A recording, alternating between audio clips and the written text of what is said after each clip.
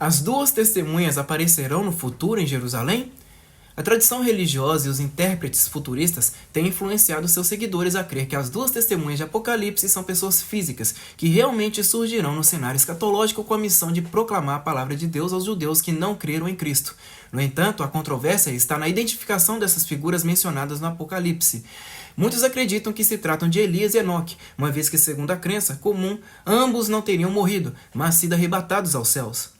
E sucedeu que, indo eles andando e falando, eis que um carro de fogo com cavalos de fogo os separou um do outro. E Elias subiu ao céu num redemoinho, 2 Reis 2:11.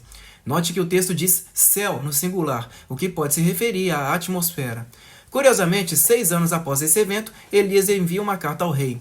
Então lhe veio um escrito da parte de Elias, o profeta, 2 Crônicas 21:12. Isso indica que Elias não foi levado ao céu celestial, pois o contrário não poderia ter enviado essa carta.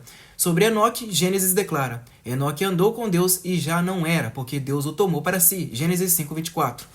O autor de Hebreus explica: pela fé, Enoque foi trasladado para não ver a morte, e não foi achado porque Deus o trasladara. Hebreus 11:5.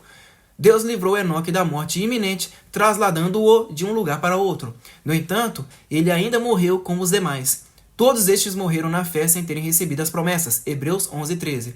Do versículo 5 ao 13 de Hebreus 11, vemos uma sequência de testemunhos de fé, todos culminando na morte. Além disso, Jesus afirmou: ora, ninguém subiu ao céu, senão o que desceu do céu, o Filho do Homem, que está no céu. João 3:13.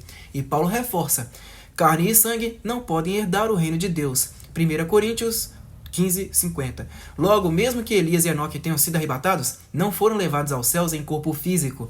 Ainda assim, muitos acreditam que ambos voltarão como as duas testemunhas para pregar aos judeus antes do suposto juízo final.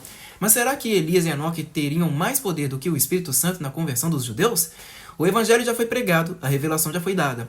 Por que seria necessário que duas figuras físicas reaparecessem para convencer os judeus de que Jesus é o Messias prometido? Certamente não é o caso.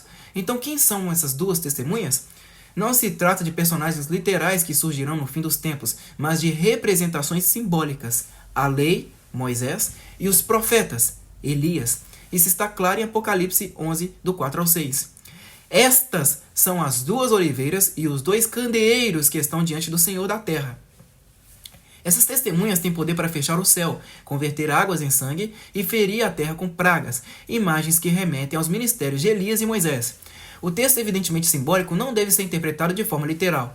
Ele aponta para a manifestação do testemunho da lei e dos profetas.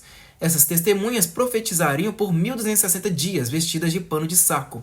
Esse período representa 3 anos e meio, tempo que biblicamente corresponde ao tempo da Grande Tribulação, também citado como 42 meses, ou 1 tempo, 2 tempos e metade de um tempo.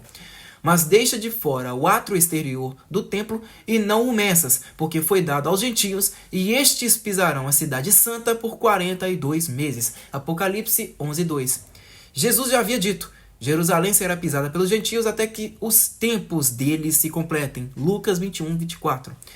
Tudo se conecta à destruição de Jerusalém e do templo em 70 d.C. As vestes de pano de saco na cultura judaica representam tristeza, arrependimento e humilhação. Assim, as testemunhas em Apocalipse aparecem simbolicamente tristes, refletindo a incredulidade do povo judeu. Apocalipse 11, 7 e 8 afirma: quando tiverem concluído seu testemunho, a besta que sobe do abismo os vencerá e os matará. Seus corpos jazerão na praça da grande cidade, que espiritualmente se chama Sodoma e Egito, onde também seu Senhor foi crucificado. A cidade citada é Jerusalém, representada como Sodoma e Egito, símbolos de rebeldia e idolatria, pois foi ali que o Senhor foi crucificado. Cristo é o cumprimento da lei e dos profetas. Não pensem que vinha abolir a lei ou os profetas. Não vinha abolir, mas cumprir. Mateus 5,17. Jesus é a encarnação da palavra revelada nas Escrituras, e o cumprimento do testemunho da lei e dos profetas se dá com a queda de Jerusalém e do templo. Esse é o sentido das duas testemunhas descritas em Apocalipse 11. Conclusão? Não há nenhuma testemunha física surgir no futuro em Jerusalém. O livro de Apocalipse trata de acontecimentos ligados a Jerusalém do 1º século, culminando com sua destruição no ano 70 d.C. As duas testemunhas simbolizam a lei e os profetas, o testemunho de Deus à humanidade, e seu aparente silêncio após o ministério de Cristo marca o fim de uma era e o início de uma outra, a nova aliança.